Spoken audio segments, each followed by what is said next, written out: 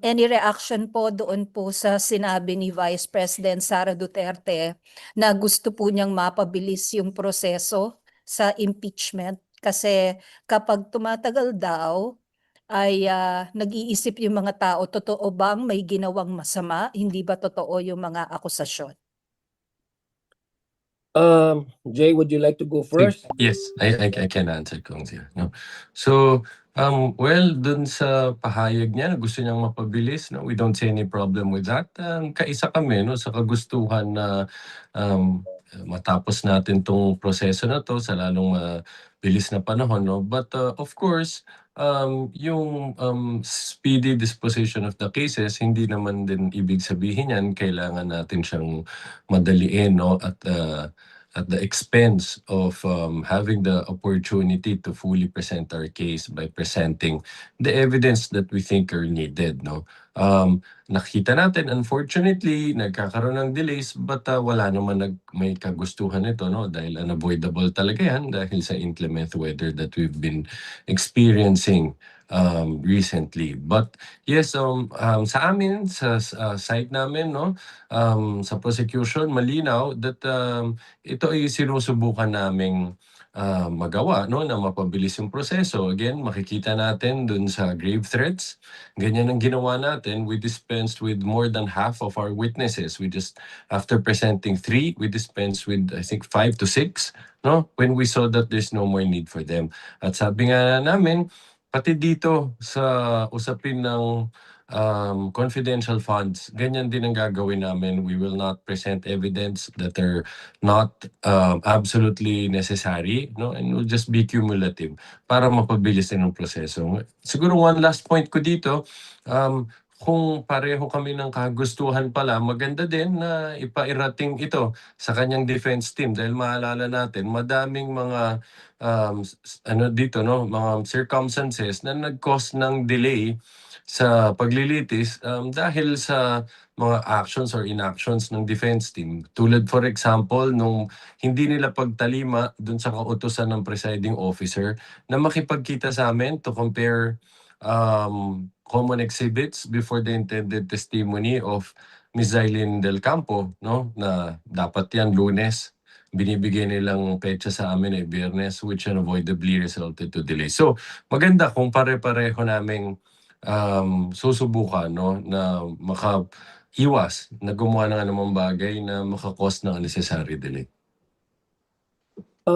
Na-explain na comprehensively ni Attorney Jay, pero from my end, I think any call for to hold the trial expeditiously it should not be a reason also to disagree, no?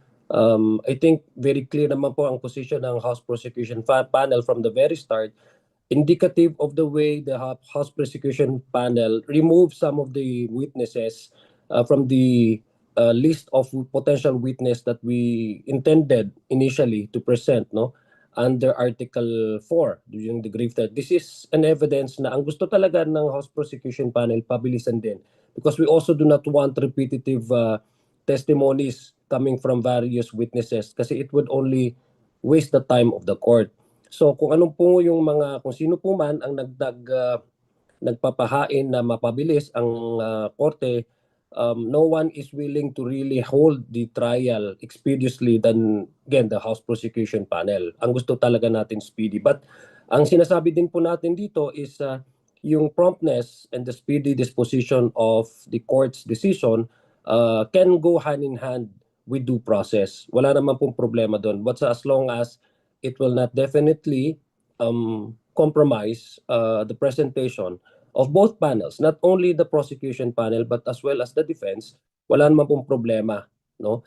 But then again, issues that have delayed some of the trials mentioned by Attorney Jay Tolosa are product of a circumstance that is way out beyond our control, no? Masamang panahon, yung mga ang naging main reason dito. But again, sa amin na po sa House Prosecution Panel, dahil pinag-uusapan din, there are other suggestions coming from sitting senators na kung po pwedeng ma-adjust yung mga oras para lang magamit ng mas matiwasay at mas effective yung impeachment trial.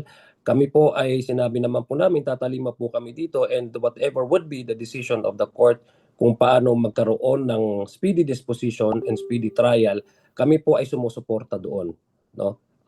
Nakita naman po the way we presented our witnesses, talagang kung may nasabi or may mga ebidensya na nai-present na hindi na kinakailangan pang balikan, hindi ho namin binabalikan. In fact, kami po yung nagdi-delist ng mga witnesses na sa aming palagay ay hindi na kinakailangan pang ipresenta sa korte. Sirs, any reaction po dito sa sinabi ng akbayan na kung gusto ni Sara ng speedy trial, then show up. Hindi pwedeng nananawagan siya na pabilisin ang paglilitis, pero siya mismo ang ayaw humarap sa proseso.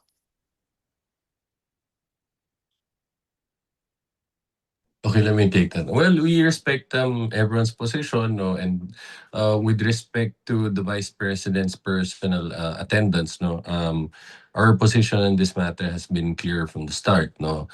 We recognize, no, that under the rules, the Vice President, no, is allowed to either attend in person or through counsel, no, and she chose the latter.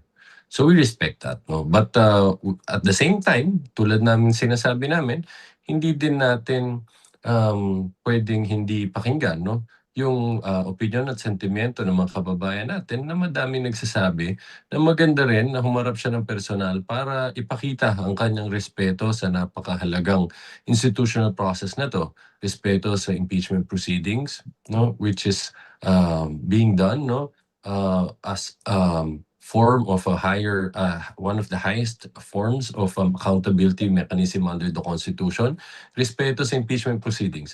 Pero kung hindi pa rin siya haharap, again, tulad ng sabi namin, decision yan, at yan ay decision na kailangan niyang ipaliwanag sa taong bayan.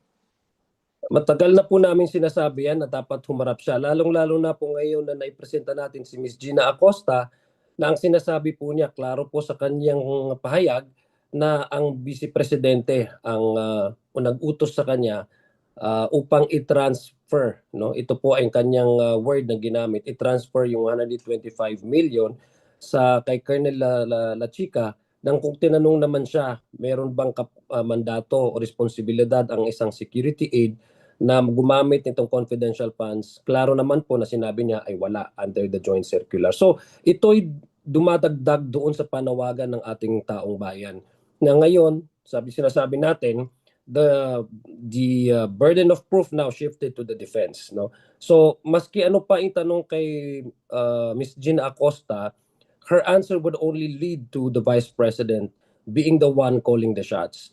So kaya mas tumataas ngayon yung panawagan ng taong bayan dahil si Ms. Gina Acosta hindi niya masusupply yung katanungan ng ating taong bayan. Bakit yun ang naging desisyon ng Vice Presidente? Maliban lang po sa Vice Presidente mismo ang magpaliwanag sa taong bayan. Kasi ang pupwede lang na masabi ni Ms. Gina Acosta ay inutusan siya. Pero as to why she was instructed, yun na hindi na niya maisusupply. Ito ay isang paliwanag na wala nang po pwedeng mag-supply, no, para maintindihan ng taong bayan ang rason o ang desisyon na yon, maliban lang sa ating Vice Presidente. Were you saying that the Vice President's physical presence is not necessary for a speedy trial? What I said was, we recognize, no, what's provided under the rules with respect to her physical presence, no.